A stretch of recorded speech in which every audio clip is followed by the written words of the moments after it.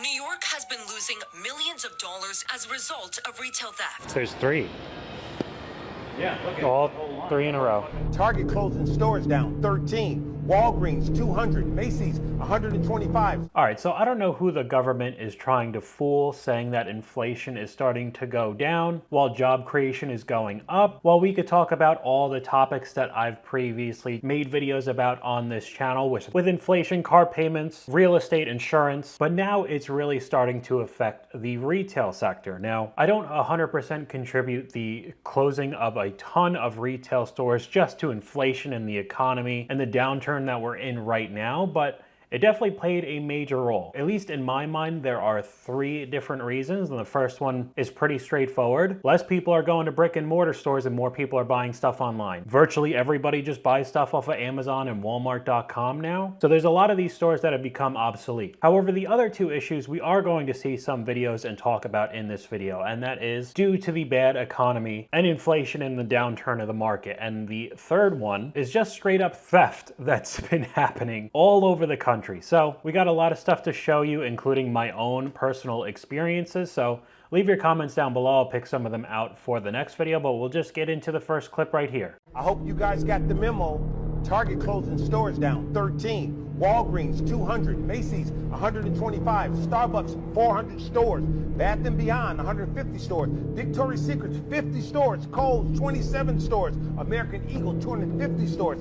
GameStop 200 stores. Walmart 154 stores. Is getting real. We're in the midst of a recession. So I mean, just some of them that he rattled off there are still stores that are very relevant today. Target, Walmart, Starbucks, 400 stores. These aren't the ones that are already obsolete, like the Macy's and the Sears that went away and that kind of level of store. We're having a lot of big name stores that are going away either due to underperformance in the areas that they open. A lot of people don't have extra money to spend on, I don't even want to say like unnecessary stuff like video game stuff or entertainment, TVs. I'm just talking about food, and that could get to such a bad point that an entire store like Walmart could close down, or what we'll see later in this video, a lot of them are closing down because of the rampant theft. But up next, we have another clip that we've been hearing. I mean, it seems like for almost 2 years now. This clip isn't brand new. This is over a year old, but it's just almost a broken record. You hear this all the time. I'm happy to report that our economy has created over 300,000 new jobs last month. And that's on top of 500,000 jobs we added the month before.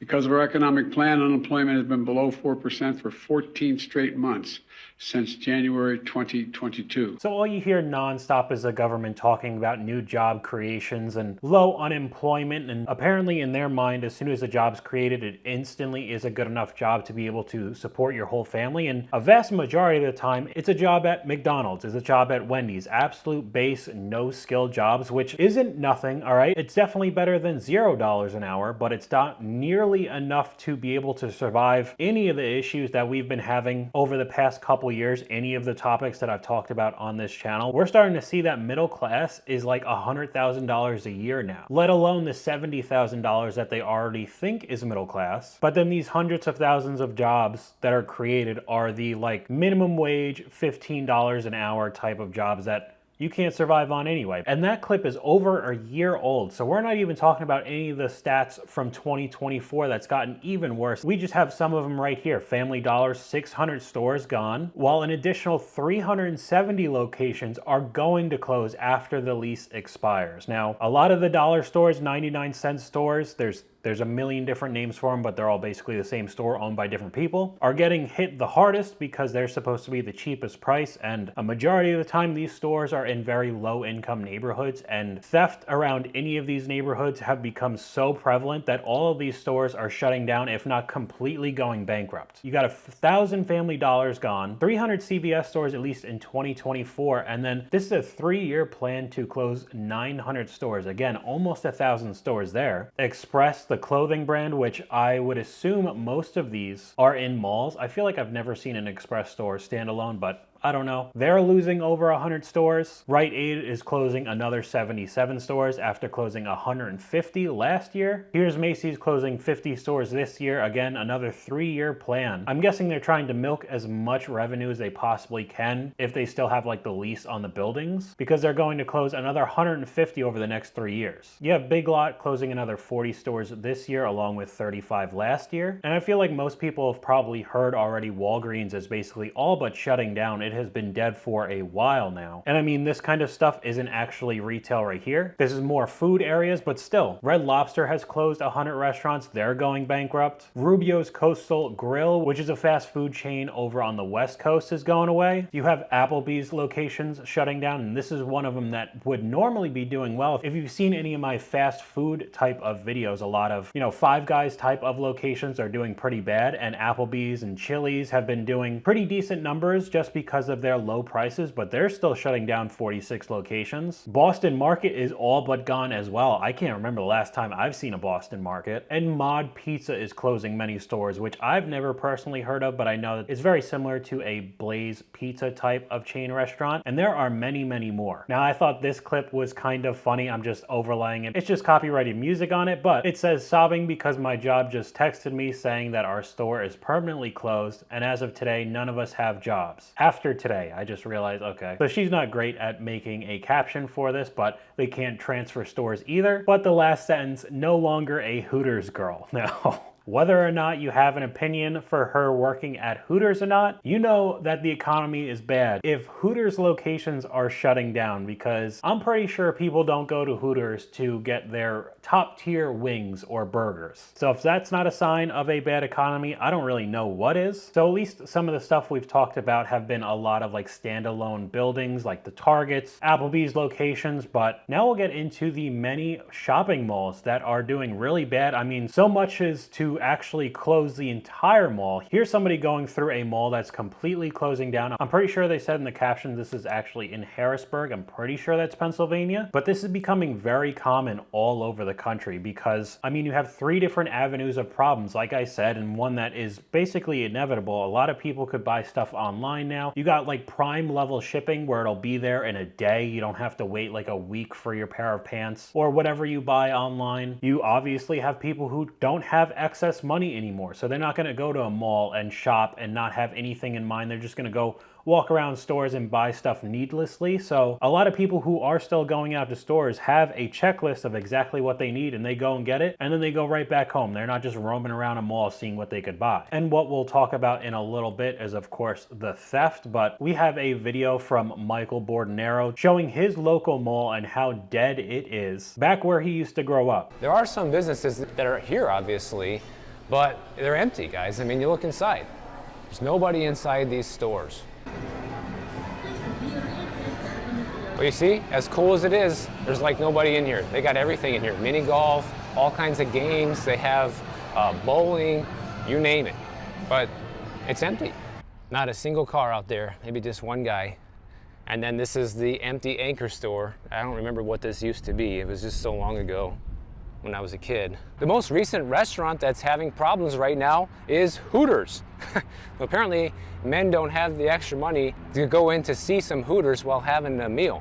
Once again, you're seeing all these companies, all these big companies, restaurants, stores, close. So that's not a sign of a strong economy. These places should be opening stores right now if things were going well. So I ended up going back up to New Jersey to see my parents for a few days, and I thought it would be a good idea to go to my local mall. So the closest mall to where I used to live is actually the Bridgewater Commons Mall. If anybody knows, it's in Bridgewater, New Jersey. Other than like the peak of the sneaker market, I used to basically just only come here to go to like Foot Locker, get a pair of shoes, and walk out. But now there are tons and tons of empty storefronts there that have just been sitting there for so long that I don't know how they're going to be able to start recovering. I mean, I have clips of just walking around and it is virtually empty. I mean, it's a nice mall too. It's not like, oh, it's decrepit and old and not taken care of. It is a nice mall, and Bridgewater is a pretty nice area in New Jersey. But I mean, one after another, you just have store after store of just being completely empty. There's nothing there. And I mean, it was the same as the Michael Bordenero video. Even the stuff that was open, it was pretty dead. You'd look inside and there'd only be like a couple of people in the store. So I don't know how they're going to fix this. I mean, it's just one after another of just closed stores, just on like one aisle. We didn't even walk through the entirety of this mall. This isn't a massive mall where there's like over 100 stores and I'm only showing you a couple of them individually. This mall, in comparison to others, isn't really that big, but they're getting to a point where there's some like wall installations that have been there for so long that it's almost a part of the mall now, because a larger store closed up and nobody's been able to move in for such a long time that they've basically given up and done like weird art installations or just like ads over the front doors of what would be a store. I think overall there were about 15 stores that were closed, and I would assume it would only get worse because the only thing that I saw had a good amount of people that we walked into for any of these stores, even the ones that were still open, was like the Lego store. But it's basically just because it's Legos. Like, who doesn't like looking at all the nice buildings that they have or like the cool stuff that you could get? But other than that, everything else has been like basically empty. My guess is that the only time they'll make a solid amount of money is around Christmas. But in general, you could see that the parking lots are empty, the mall is empty. It's just not in a good space at all. And again, this is in Bridgewater, New Jersey, which, if you know, is definitely not a bad area to live in. So this has nothing to do with any of the theft or people stealing stuff out of these malls. It's just because people don't go anymore. But we can get into some clips that do show the reasons why a lot of these big, well-known name stores like Target are pulling out of areas around the city. Malls, supermarkets, discount stores, all shutting down because shoplifting here is now so bad it is a $4.4 billion part of the state's economy, and it's only getting worse. So if you don't know who that is Cash Jordan. He's got a very large YouTube channel that shows basically all the issues just in New York City alone. He goes very in depth from store to store of all these places either completely shutting down and going bankrupt or having to lock everything up, and you won't be able to actually just walk into a store and get something and go and buy. You have to ask somebody to unlock the cage for like a toothbrush. It's unbelievable. But I would definitely go check him out if you live in New York City and you want to hear a lot of the news around there. But I would venture to guess that a lot of the problems that he shows about New York City happen all over the country. You've heard how bad San Francisco has gotten. I mean, Detroit, Chicago, you name it. There are places all over the country that are having very, very big issues with theft, so much so that they are just completely giving up on locations. And places like Walmart are cutting their losses and just leaving cities. And you know, if a massive corporation is just saying it's not worth it anymore, it is in a bad spot. And then you could see evidence of the dollar store type of lower income area stores completely closing down. This one is a 99-cent store that was closing down but was not already closed down, and you could see how bad it's got. The graffiti is absolutely covered. It looks like the building's been abandoned for years, but you could actually still go in, at least at this time of this video, and still shop there. So that's how bad crime has gotten around these lower income areas. And especially if you're working on thin margins like 99-cent stores and not having a better ROI because you're Walmart and the amount that you buy off a wholesale is unbelievable. So you could make more money because you're buying so much product to then resell to normal people. But if you already have your items really cheap, you can't really buy it that much cheaper. So as soon as people start stealing in mass, you're just going straight in the red and there's no return for it and you end up bankrupt. According to the Star Tribune, Target is going to shutter 9 stores across 4 states on October 21st because of theft and threats to safety, the company announced on Tuesday. The latest and loudest example of a retailer exiting urban locations because of crime.